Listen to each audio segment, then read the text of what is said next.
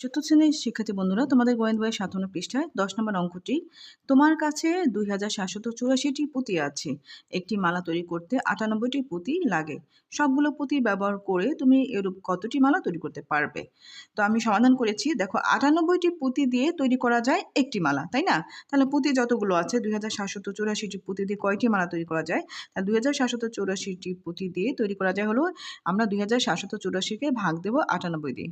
তাহলে আমরা ভাগ করেছি, দেখো এই ২৭৮ মধ্যে ৯৮ দুইবার যাচ্ছে, দুইবার গিয়ে হয় ৮ দুগুণ ১৬, ৬ হাতে ১, ৯ দুগুণ ১৮, ১ ১৯, ১৯৬ আমরা বিয়ে করে পেয়েছি ৮২। এখন এই ৪ নামিয়ে এনেছি, ৮২৪ হয়েছে, ৮ বার নিয়েছি, ৮ ৮ ৬৪, ৪ হাতে ৬, ৮ নং ৭২ আর ৬ ৭৮, বিয়ে করে আমরা পেয়েছি ৪০। এখন দেখো, তার মানে এই ২৮টি মালা তৈরি করা যায় এবং এই ৪০টি পুঁতি অবশিষ্ট থাকে। কেমন? তাহলে আমি লিখেছি ২৮টি মালা এবং অবশিষ্ট থাকে ৪০টি পুঁতি। উত্তর হবে ২৮টি মালা তৈরি করা যায় এবং ৪০টি পুঁতি অবশিষ্ট থাকে। ধন্যবাদ।